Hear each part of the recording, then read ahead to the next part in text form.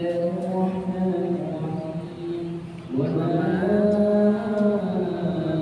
أبرئ نفسي إن النفس لأمارة بالسوء إلا ما رحم ربي إن ربي غفور رحيم وقال الملك ائتوني به أستخلصه لنفسي فلما كلمه قال إنك اليوم لدينا مكين أمين قال اجعلني على خزائن الأرض إني حفيظ عليم كذلك مكنا ليوسف في الأرض يتبوأ منها حيث يشاء نصيب برحمتنا من نشاء ولا نضيع أجر المحسنين ولأجر الآخرة خير للذين آمنوا وكانوا يتقون وجاء إخوة يوسف فدخلوا عليه فعرفهم وهم له منكرون ولما جهزهم بجهازهم قال ائتوني بأخ لكم من أبيكم ألا ترون أني أوفي الكيل وأنا خير المنزلين فإن لم تأتوني به فلا كيل لكم عندي ولا تقربون قالوا سنراود عنه أباه وإنا لفاعلون وقال لفتيانه اجعلوا بضاعتهم في رحالهم لعلهم يعرفونها إذا انقلبوا إلى أهلهم لعلهم يرجعون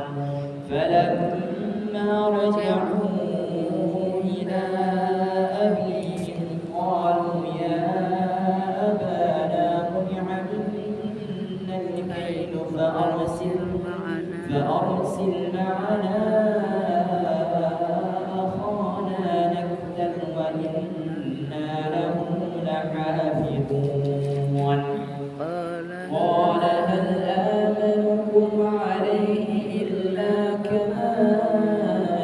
أمنتكم على أخيه من قبل والله خير حافظا وهو أرحم الراحمين ولما فتحوا متاعهم وجدوا بضاعتهم ردت إليهم قالوا يا أبانا ما نبغي هذه بضاعتنا ردت إلينا ونمير أهلنا ونحفظ أخانا ونزداد كيل بعير ذلك كيل يسير قال لن أرسله معكم حتى تؤتوني موثقا من الله لتأتونني به إلا أن يحاط بكم فلما آتوا موثقهم قال الله على ما نقول وكيل وقال يا بني ادخلوا من باب واحد وادخلوا من أبواب متفرقة وما أغني عنكم من الله من شيء إن الحكم إلا لله عليه توكلت وعليه فليتوكل المتوكلون ولما دخلوا من حيث أمرهم أبوهم ما كان يغني عنهم من الله من شيء إلا حاجة في نفس يعقوب قضاها وإنه لذو علم لما علمناه ولكن أكثر الناس لا يعلمون ولما دخلوا على يوسف آوى إليه أخاه وقال إني أنا أخوك فلا تبتئس بما كانوا يعملون فلما جهزهم بجهازهم جعل السقاية في رحل أخيه ثم أذن مؤذن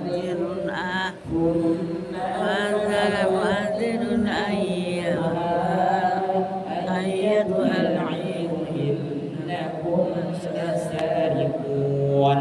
قالوا وأقبلوا عليهم ماذا تفقدون قالوا نفقد صواع الملك ولمن جاء به حمل بعير وأنا به زعيم قالوا تالله لقد علمتم ما جئنا لنفسد في الأرض وما كنا سارقين قالوا فما جزاؤه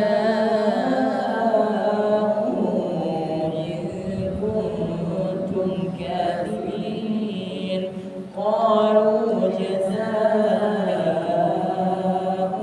من وجد في رحله فهو جزاؤه كذلك نجزي الظالمين فبدأ بأوعيتهم قبل وعاء أخيه ثم استخرجها من وعاء أخيه كذلك كدنا ليوسف ما كان ليأخذ أخاه في دين الملك إلا أن يشاء الله نرفع درجات من نشاء وفوق كل ذي علم عليم قالوا إن يسرق قد سرق له من قبل فأسرها يوسف بنفسه ولم يبدها لهم قال أنتم شر مكانا والله أعلم بما تصفون قالوا يا أيها العزيز إن له أبا شيخا كبيرا فخذ أحدنا مكانه إنا نراك من المحسنين قال معاذ الله أن نأخذ إلا من وجدنا متاعنا عنده إنا إذا لظالمون فلما استيئسوا منه خلصوا نجيا قال كبيرهم ألم تعلموا أن أباكم قد أخذ عليكم موثقا من الله ومن قبل ما فرطتم في يوسف فلن أبرح الأرض حتى يأذن لي أبي أو يحكم الله لي وهو خير الحاكمين ارجعوا إلى أبيكم فقولوا يا أبانا إن ابنك سرق وما شهدنا إلا بما علمنا وما كنا للغيب حافظين واسأل القرية التي كنا فيها والعير التي أقبلنا فيها وإنا لصادقون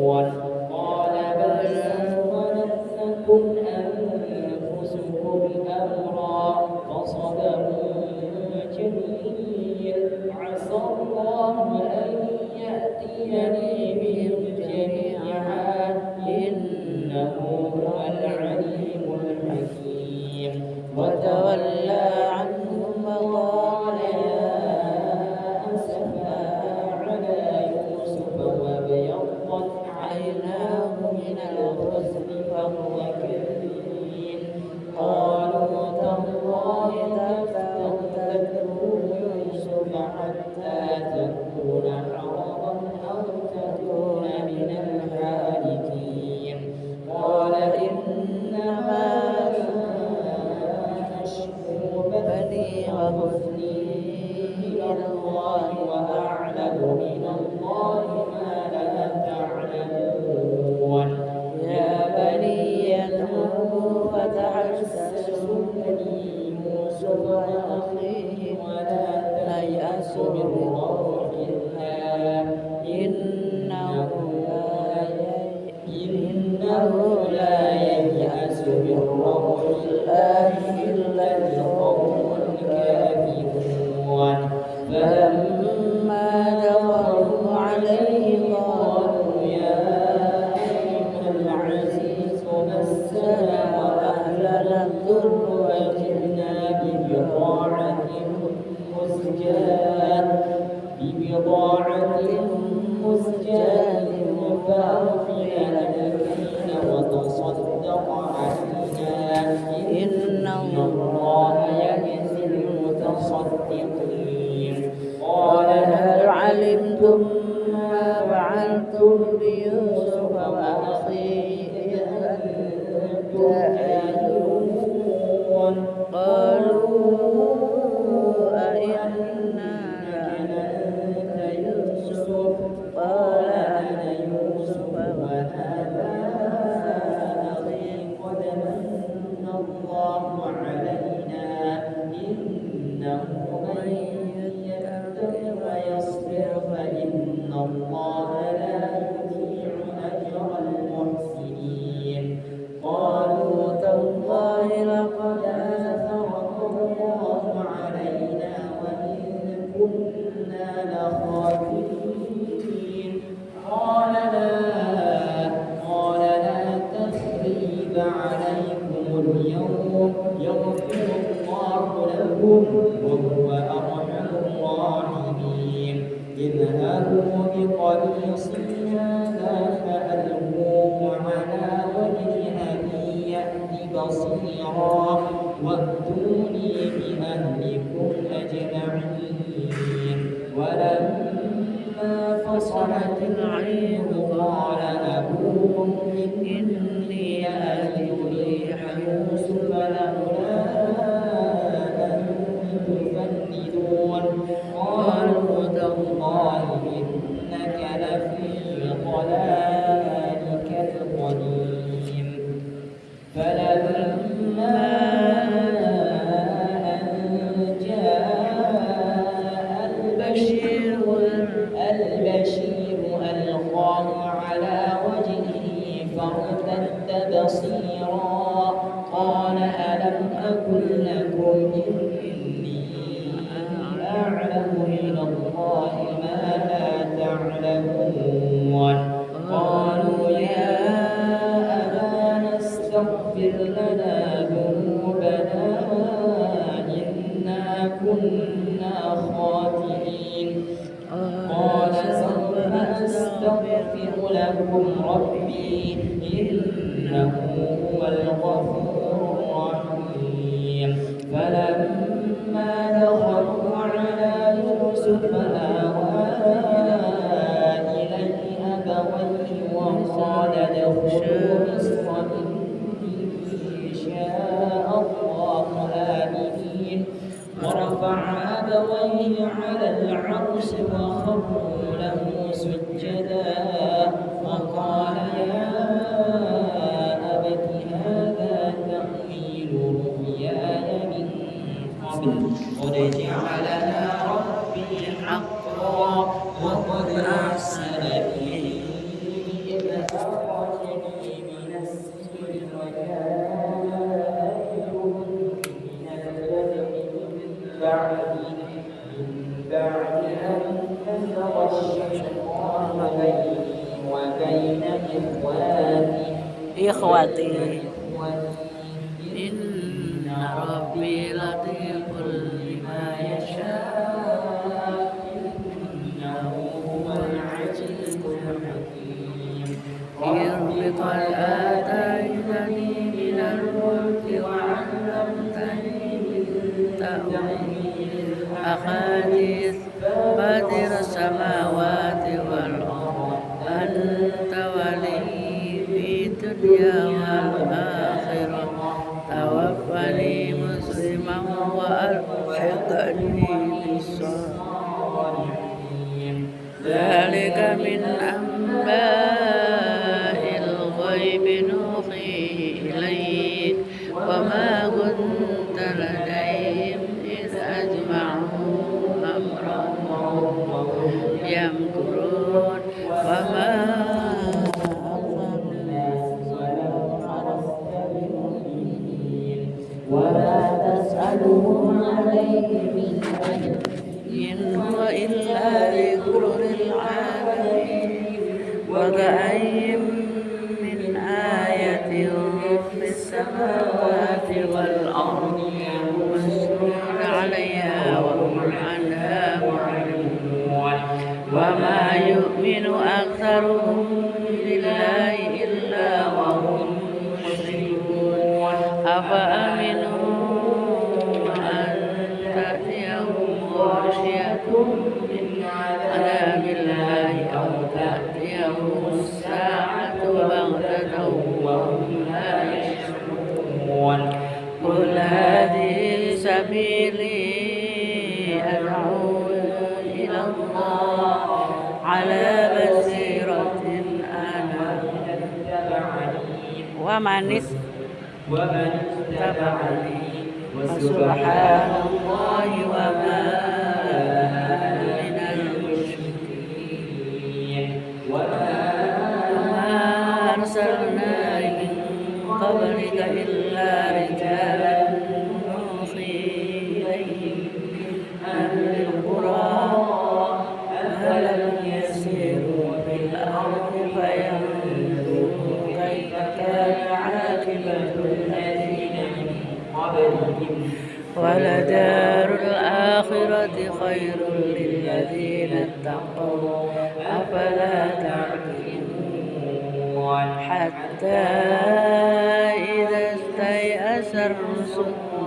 وظنوا أنهم قد كذبوا جاءهم رسولنا ونؤمن من نشاء ولا يرد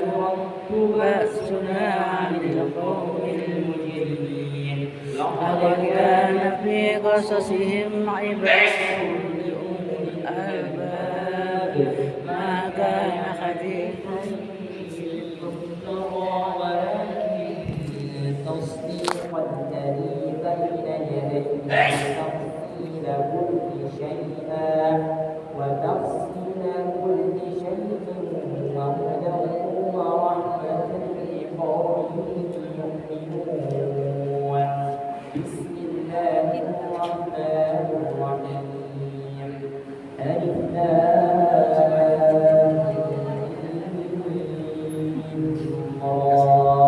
تلك آيات الكتاب والذي أنزل إليك من ربك الحق ولكن أكثر الناس لا يؤمنون الله الذي رفع السماوات بغير عمد ترونها ثم استوى على العرش وسخر الشمس والقمر كل يجري لأجل مسمى يدبر الأمر ويفسر الآيات لعلكم بلقاء ربكم يوقنون وهو الذي مد الأرض وجعل فيها رواسي وأنهارا ومن كل الثمرات وجعل فيها زوجين يغشي النهار إن في ذلك لآيات لقوم يتفكرون وفي الأرض قطع متجاورات وجنات من أعناب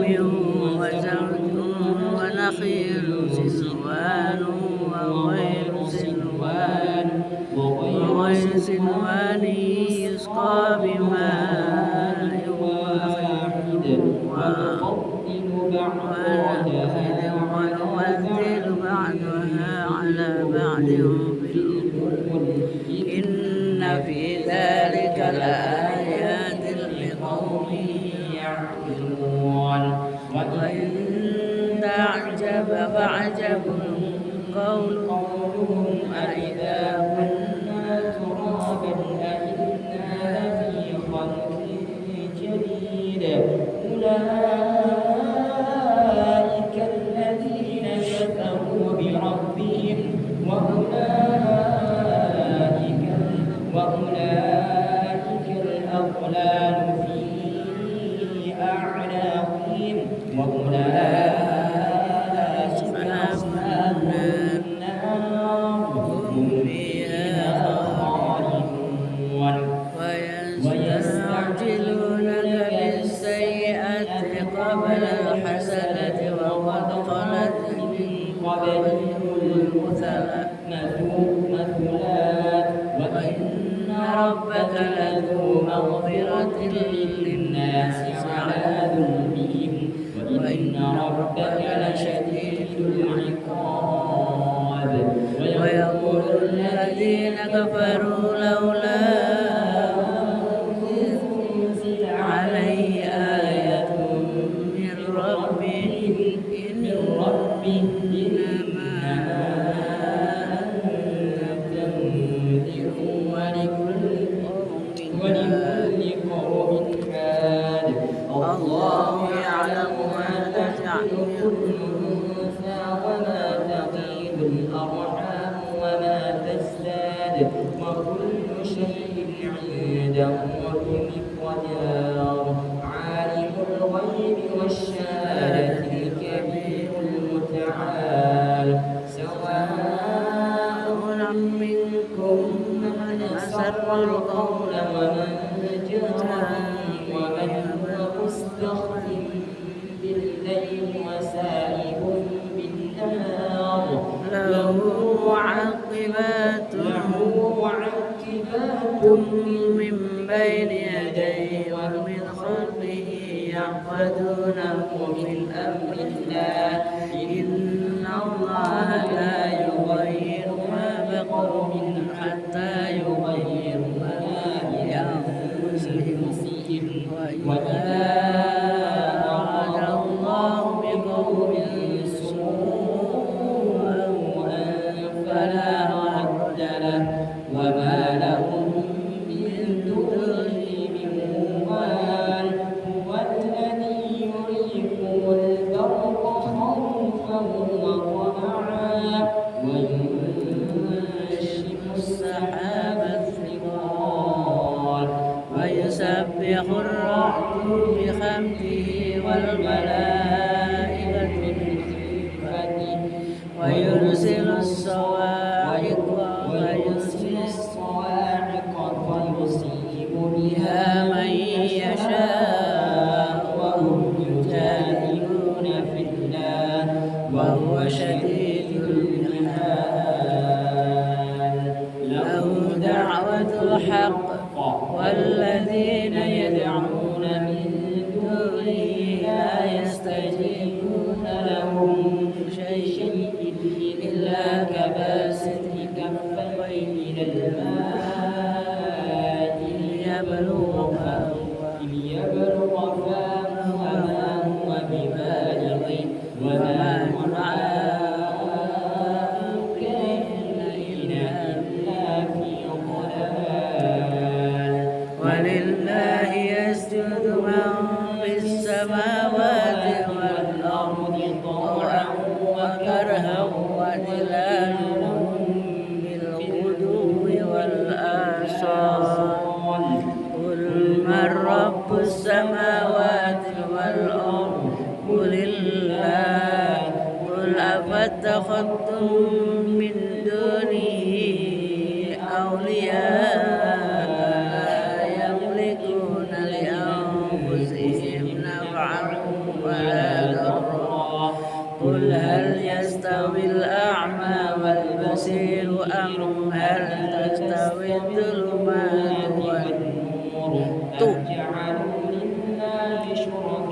أن جعلوا لله خلقوا كخلقي فتشابه الخلق عليهم قل الله خالق كل شيء وهو الواحد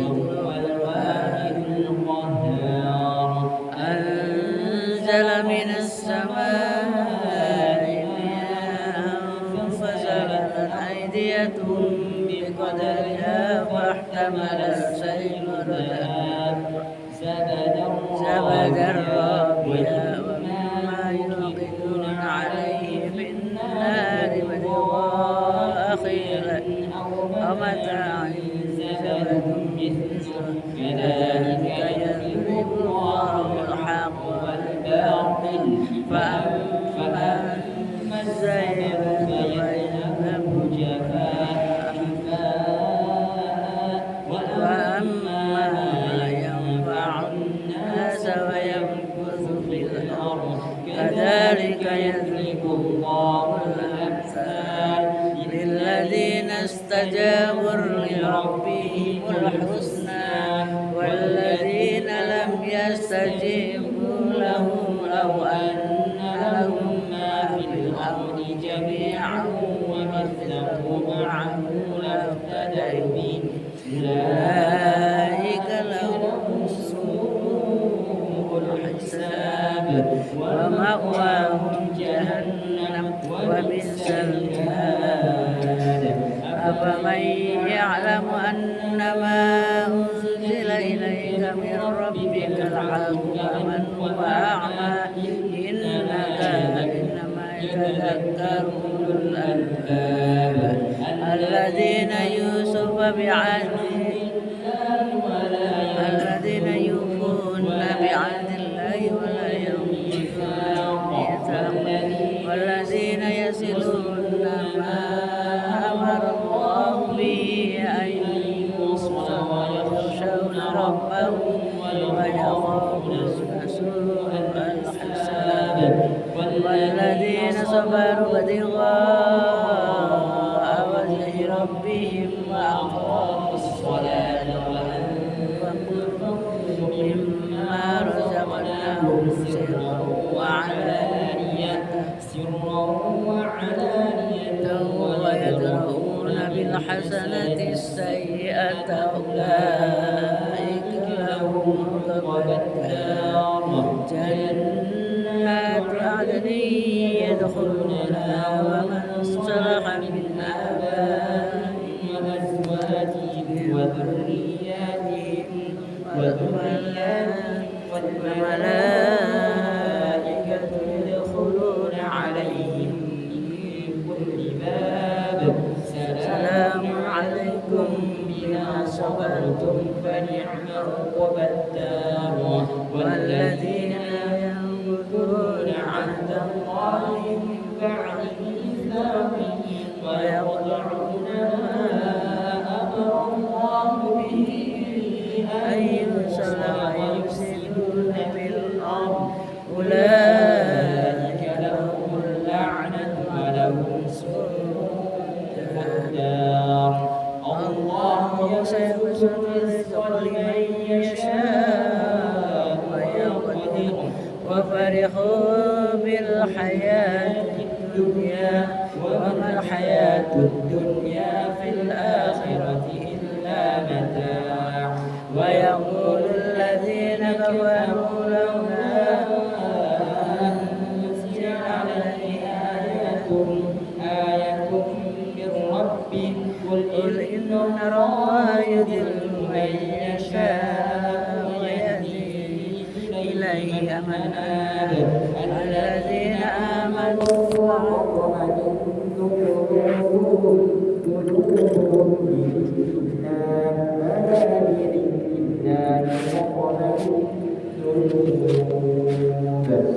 الذين آمنوا وعملوا الصالحات طوبى لهم وحسن مآب كذلك أرسلنا به أمة قد خلت من قبلها أمم لتتلو عليهم الذي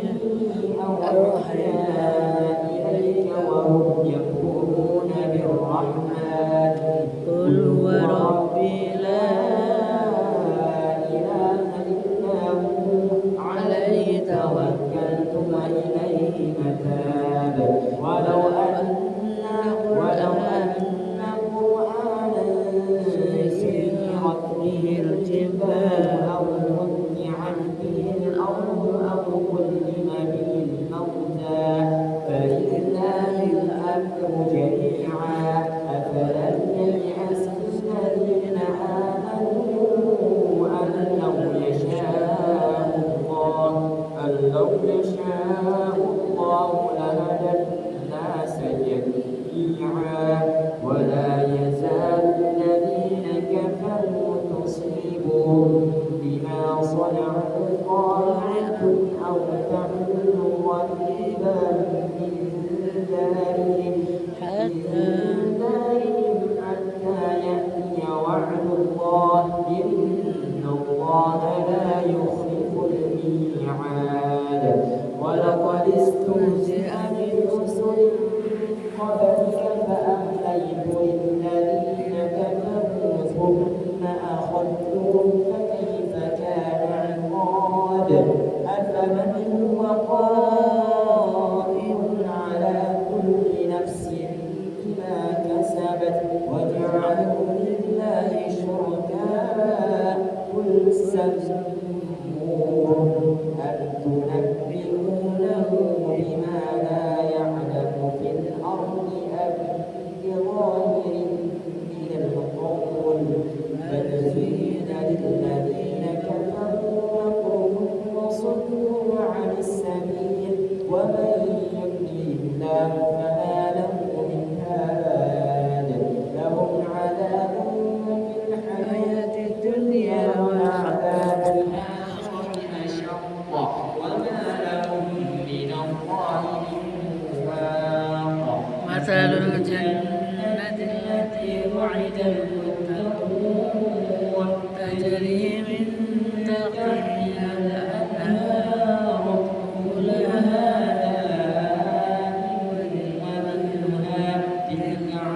الذين اتقوا وعقب الكافرين النار والذين آتيناهم الكتاب يفرحون بما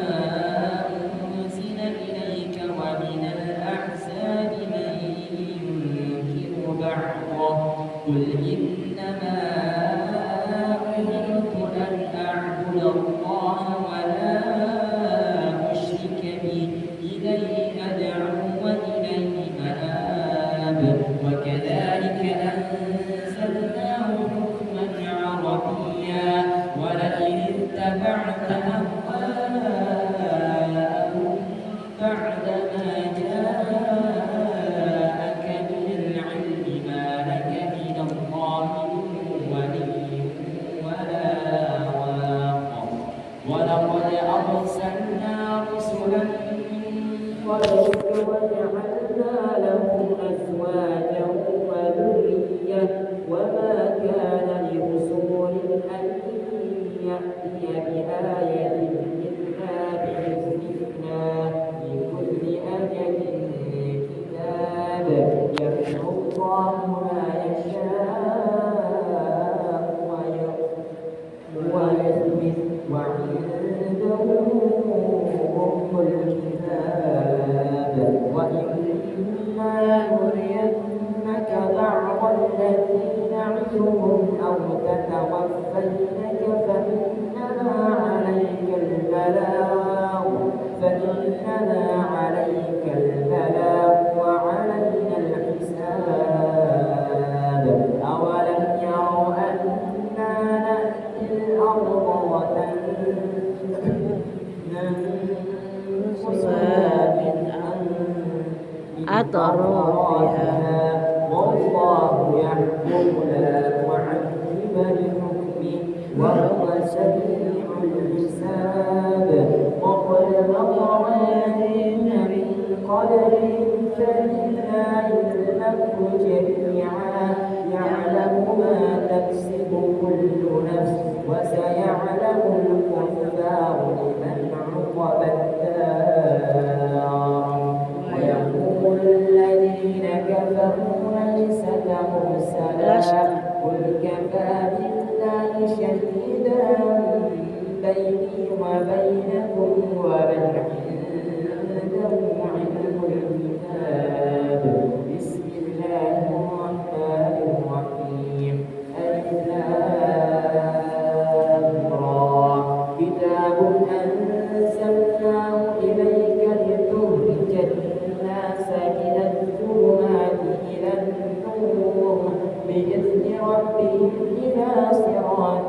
العزيز الحميد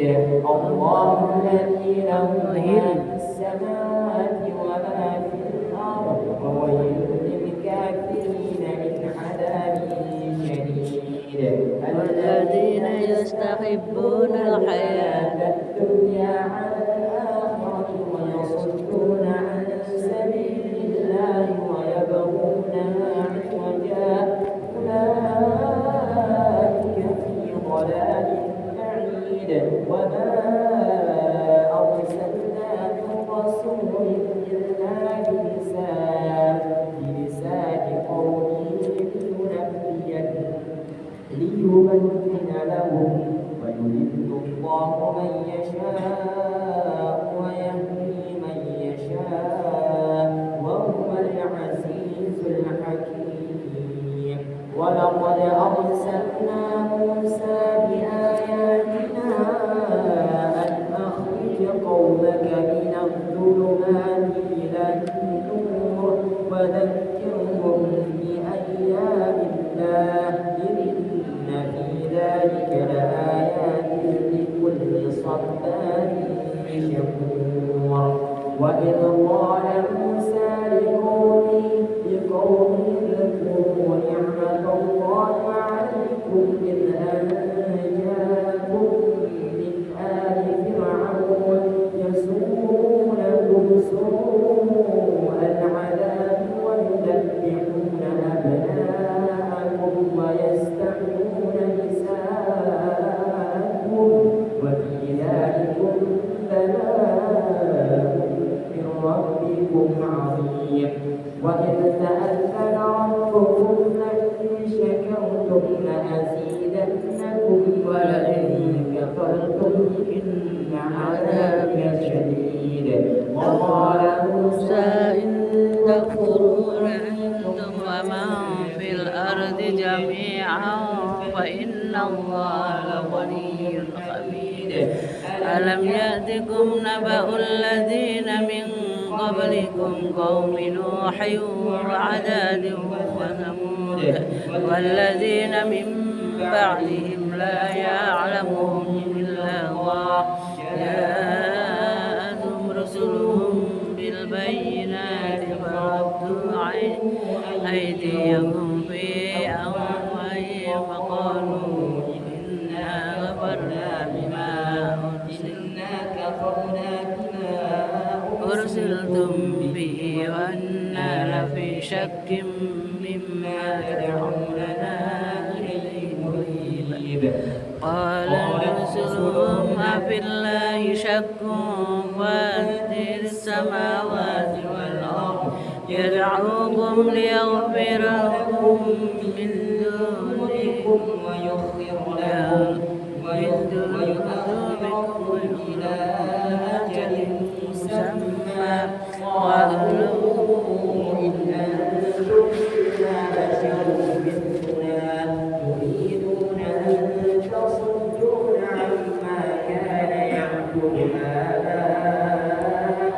فأتنا بسلطان مبين قالت لهم رسلهم إن نحن إلا بشر مثلكم ولكن الله يعمل ما يشاء وما كان لنا أن نأتيكم بسلطان إلا بالله وعلى الله فليتوكل المؤمنون وما لنا ألا نتوكل على الله ولنصبرن على ما آذيتمونا وعلى الله فليتوكل المتوكلون وقال الذين كفروا لرسلهم لنخرجنكم من أرضنا أو لتعودن في ملتنا فأوحى إليهم ربهم لنهلكن الظالمين ولنسكنكم الأرض من بعدهم ذلك لمن خاف مقامي وخاف وعيد واستفتحوا وخاب كل جبار عنيد من ورائه جهنم يسقى ويسقى يتذكركم ولا يكاد يسمعكم ويأتيه الموت من كل مكان وما هو بميت ومن ورائه عذاب غليظ مثل الذين كفروا بربهم أعمالهم كرماد اشتدت به الريح في يوم عاصف لا يقدرون مما كسبوا على شيئا ذلك هو الضلال البعيد ألم تر أن الله خلق السماوات والأرض بالحق إن يشأ يذهبكم ويأتي بخلق جديد وما ذلك على الله بعزيز وبرزوا لله جميعا فقالوا الضعفاء للذين استكبروا إنا كنا لكم تبعا فهل أنتم مغنون عنا من عذاب الله شيئا قالوا لو هدانا الله لهديناكم سواء علينا أجزعنا أم صبرنا ما لنا من محيص وقال الشيطان لما قضي الأمر إن الله وعدكم وعد الحق ووعدتكم فأخلفتكم وما كان لي عليكم من سلطان إلا أن دعوتكم فاستبدتم لي فلا تلوموني ولوموا أنفسكم ما أنا بمصرخكم ولا أنتم بمصرخي إني كفرت بما أشركتموني من قبل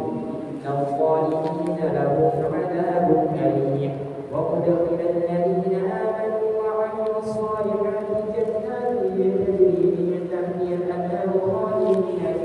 بإذن ربهم تحيتهم فيها سلام ألم تر كيف ضرب الله مثلا كلمة طيبة كشجرة طيبة أصلها ثابت وفرعها في السماء تؤتي أكلها كل حين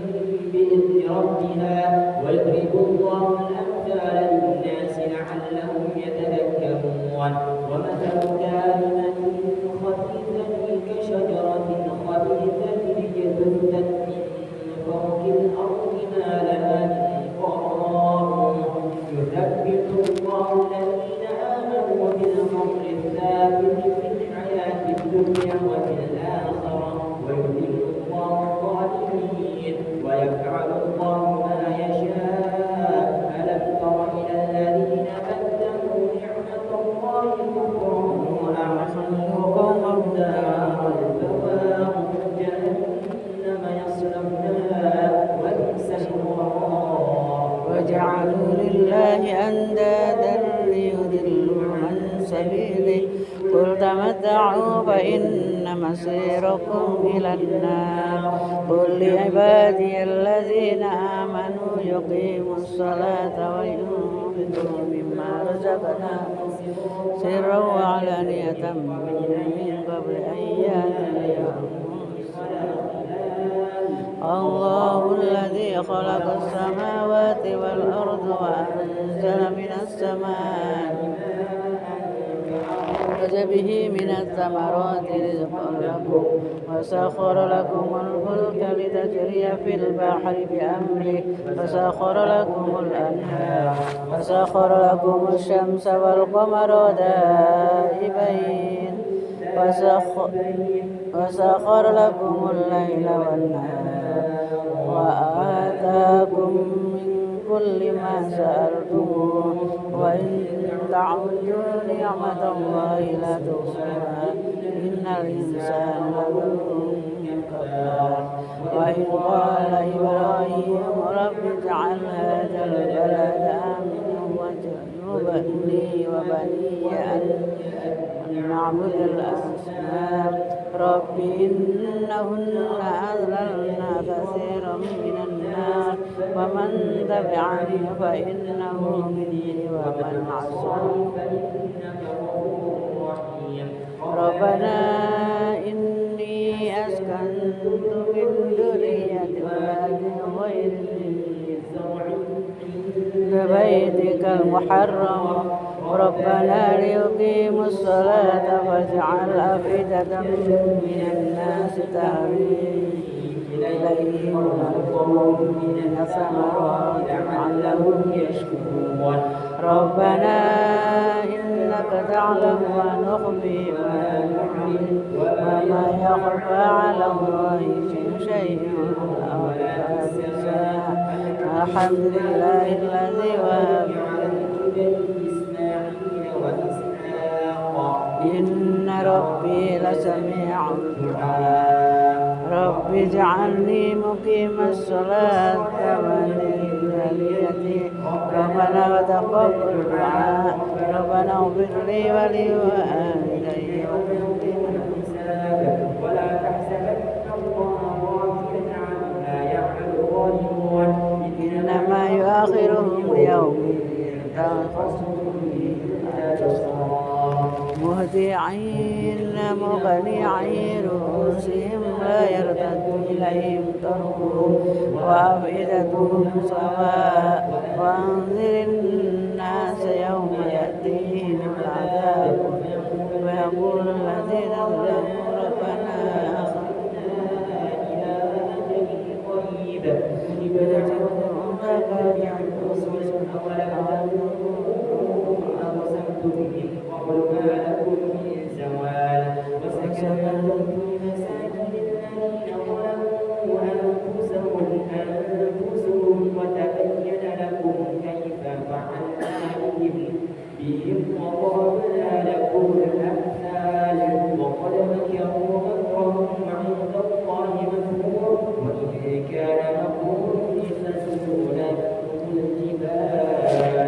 ولا تحسبن الله مخلف وعده رسله إن الله عزيز ذو انتقام يوم تبدل الأرض غير الأرض والسماوات وبرزوا لله الواحد القهار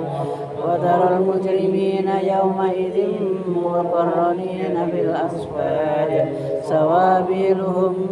من قطران وتغشى وجوههم النار ليجزي الله كل نفس ما كسبت إن الله سريع الحساب هذا بلاغ للناس ولينذروا به وليعلموا أنما هو إله واحد وليذكر أولو الألباب صدق الله العظيم.